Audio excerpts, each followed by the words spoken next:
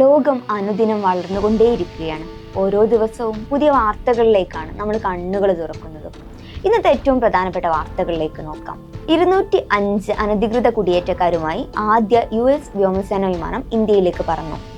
അനധികൃത ഇന്ത്യൻ കുടിയേറ്റക്കാരായ 18,000 പേരെ ഇന്ത്യയിലേക്ക് തിരിച്ചയക്കാനുള്ള അമേരിക്കൻ പ്രസിഡന്റ് ഡൊണാൾഡ് ട്രംപിന്റെ തീരുമാനം നടപ്പാക്കുന്നതിന്റെ തുടക്കമാണിത്.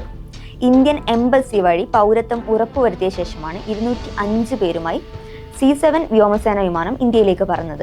ചൊവ്വാഴ്ച ഇന്ത്യൻ സമയം രാവിലെ 6-ന് പുറപ്പെട്ട വിമാനം ബുധനാഴ്ച രാവിലെ 9-ന് അമൃത്സറിൽ ഇറങ്ങുമെന്നാണ് പ്രതീക്ഷ. 1100 ഇന്ത്യക്കാരെ കഴിഞ്ഞ വർഷം അമേരിക്ക തിരിച്ചയച്ചിരുന്നുവെങ്കിലും ചരിത്രത്തിൽ ആദ്യമായാണ് സൈനിക വിമാനത്തിൽ അനധികൃത കുടിയേറ്റക്കാരെ നാടുകടത്തുന്നത്. അനധികൃത കുടിയേറ്റക്കാരെ അമേരിക്കയിൽ നിന്ന് പുറന്തള്ളാൻ പ്രസിഡന്റ് ഡൊണാൾഡ് ട്രംപ് സൈന്യത്തിന്റെ സഹായം ആവശ്യപ്പെട്ടിരുന്നു. ഇന്നത്തെ മറ്റൊരു പ്രധാനപ്പെട്ട വാർത്ത എന്ന് പറയുന്നത് രാജ്യ തലസ്ഥാനത്തെ തിരഞ്ഞെടുപ്പ് ചൂടാണ്. ഡൽഹിയെ ആര് ഭരിക്കണമെന്ന് ഇന്ന് വോട്ടർമാർ വിധിയെഴുതും. വലിയ ആവേശത്തോടെയാണ് ഡൽഹി തിരഞ്ഞെടുപ്പിലേക്ക് രാജ്യം ഉറ്റുനോക്കുന്നത്. 70 അംഗ നിയമസഭയിലേക്ക് 699 സ്ഥാനാർത്ഥികളാണ് ജനവിധി തേടുന്നത്. ഈ വാശിയേറിയ നിയമസഭാ തെരഞ്ഞെടുപ്പിന് ഡൽഹി സാക്ഷ്യം വഹിക്കുമ്പോൾ എല്ലാ കണ്ണുകളും 3 മണ്ഡലങ്ങളിലേക്കാണ്.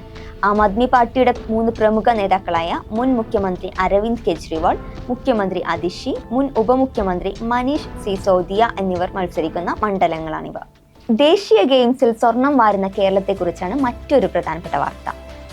7 ദിവസമായി ഗോലാപ്പാറിലെ മാനസ് കൻറ്റാരൻറ്റലിൽ നടന്ന അക്വാറ്റിക്സ് മത്സരങ്ങൾക്ക് സമാപനമായപ്പോൾ വാട്ടർ പോളോ അടക്കം നീന്തൽക്കുളത്തിൽ നിന്ന് കേരളത്തിന് ലഭിച്ചത് 5 സ്വർണം അടക്കം 9 മെഡലുകൾ.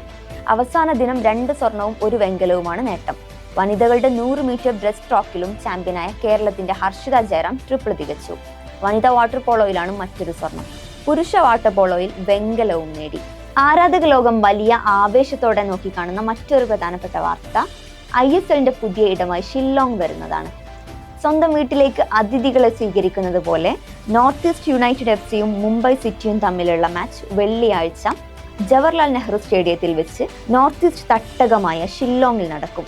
ഈ മാച്ചിനെ വലിയ ആവേശത്തോടെയാണ് ആരാധക ലോകം ഒന്നടങ്കം നോക്കിക്കാണുന്നത്.